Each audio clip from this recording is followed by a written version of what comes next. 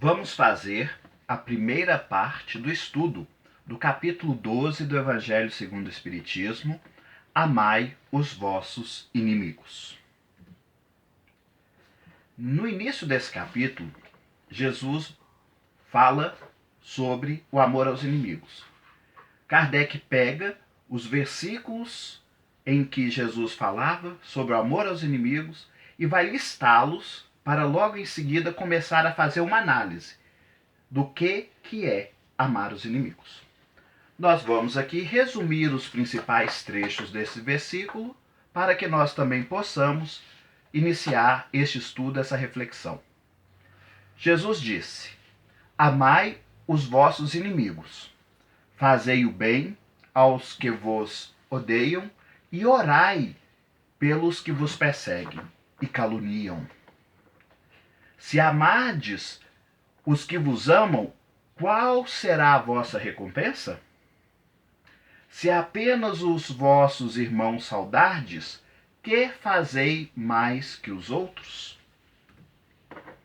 Amai os inimigos, fazei o bem a todos e auxiliai, sem esperar nada.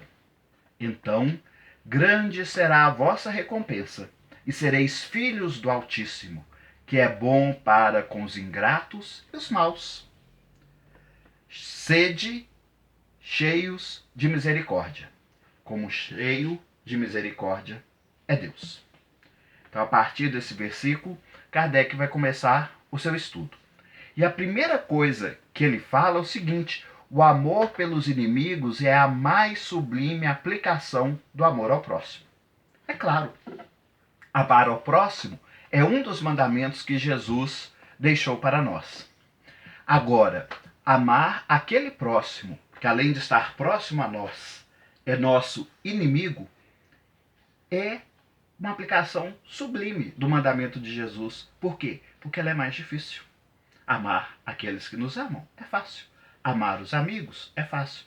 Amar os inimigos exige muito mais esforço do espírito e por isso é muito mais meritório, é uma aplicação sublime do princípio de amar o próximo. Lembrando que amar ao próximo significa amar o outro. Só que Kardec faz uma reflexão muito interessante. Ele lembra para nós o quê? Junto ao inimigo, nós não temos a ternura, não temos a confiança, não temos a simpatia e nem temos a alegria que nós temos quando estamos juntos de um amigo. É óbvio. Bom, se é impossível ter junto de um inimigo a mesma ternura, confiança, simpatia e alegria que nós temos junto a um amigo, o que significa amar o inimigo? O que Jesus quis dizer prescrevendo o amor aos inimigos? E Kardec vai explicar para nós. Ele fala o seguinte: amar os inimigos é não guardar ódio ou rancor, não guardar desejos de vingança, perdoar-lhes o mal causado, não opor obstáculo à reconciliação, desejar-lhes o bem, jubilar-se, ou seja, alegrar-se com a alegria deles, socorrê-los havendo oportunidade, havendo ocasião, abster-se de prejudicá-los, não retribuir-lhes,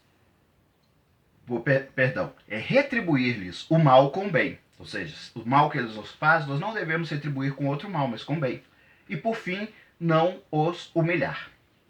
Então, estes são os itens que nós devemos observar se nós e nos esforçarmos para colocar em prática, é óbvio, se nós quisermos amar os nossos inimigos. E Kardec continua a sua análise do tema. E ele diz o seguinte: amar os inimigos, para quem a vida presente é tudo, ou seja, para quem não vê a vida futura, não pensa com os olhos de que a vida não se limita a esta vida que nós temos agora, é um contrassenso. Porém, para o espírita, muito diversa é a maneira de ver. Por quê? Porque o espírita não se queixa por suas provas, porque sabe que as provas é uma oportunidade de aprimoramento espiritual. Logo, não deve se queixar dos que se servem de instrumentos para essas provas, ou seja, os nossos opositores, os nossos desafetos, os nossos inimigos. Muitas vezes são que? Instrumentos que nos levam a provas, a provar a paciência, a provar a indulgência, a provar a nossa resignação, a nossa capacidade de perdoar. Ora, se nós sabemos que as provas que Deus permite que cheguem até nós são para o nosso bem, então, se Deus permite que chegue até nós alguém que nos causa algo que nos prove, ou seja, algum inimigo, algum desafeto, nós devemos também agradecer a Deus, que está nos experimentando e dando para nós a oportunidade de nós nos aprimorarmos espiritualmente. Então o espírita compreende que o ódio e o rancor o rebaixariam. E por isso busca, se esforça para amar os inimigos, conforme Kardec prescreveu naqueles itens que nós listamos agora há pouco. E continua Kardec. A maldade e imperfeição temporária do homem, que um dia se tornará bom. Todos nós um dia nos tornaremos bons, inclusive os nossos inimigos. Só que acontece que após a morte, o inimigo que antes estava encarnado pode nos perseguir no mundo espiritual. Portanto, há inimigos entre os desencarnados. E esses inimigos do mundo invisível manifestam a sua malevolência através de quê? De obsessões. O que é uma obsessão? É quando um espírito que tem alguma coisa contra outro, que é um inimigo do outro, busca influenciá-lo negativamente. Por isso, temos mais um motivo para sermos benevolentes com os nossos inimigos encarnados, para essa inimizade não perpetuar-se, melhor, não seguir no mundo espiritual. E quando nós tivermos algum inimigo que estiver desencarnado, estiver buscando nos causar algum mal, nós também devemos buscar amá-lo, orando por ele, para que ele perceba que essa vingança que ele busca praticar não auxiliará em nada. Mais uma passagem de Jesus. Não resistais ao mal. Se alguém vos bater em uma face, apresenteis a outra. Vamos analisar essa passagem. Moisés prescrevia olho por olho, dente por dente, ou seja, a vingança, proporcional ao dano causado, que era uma lei que estava em harmonia com o povo da época de Moisés, 1500 anos antes de Cristo. Jesus, a seu turno, vem dizer para nós retribuirmos o mal com o bem. Com isso, ele não quis dizer que nós não devemos nos defender, mas sim que nós não devemos nos vingar. Jesus está fazendo nessa passagem o quê? Condenando a vingança. Então ele diz, não se deve pagar o mal com o mal. E para concluirmos, uma mensagem do espírito Júlio Oliver, concluímos a primeira parte, que o estudo continua na segunda parte, que vai falar sobre a vingança. E nós resumimos os principais pontos dessa mensagem. A vingança nunca deve vibrar o coração do espírita. Aquele que se entrega à vingança quase nunca o faz abertamente. Quando aquele que quer vingar é mais forte, ele cai qual fera sobre o seu inimigo.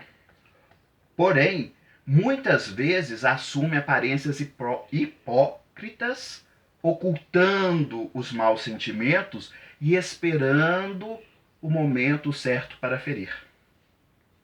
Outras vezes, a vingança se faz atacando a honra e as afeições daquele que se quer prejudicar, com calúnias habilmente espalhadas,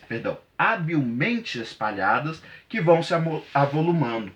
Então o perseguido se espanta com semblantes que eram amigos e benevolentes e agora são frios, mãos que se lhe estendiam que agora se ocultam, caros amigos e parentes que se afastam.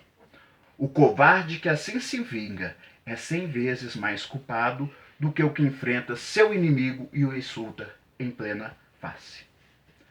Concluímos então essa primeira parte com a mensagem do Júlio Oliver para nós refletirmos.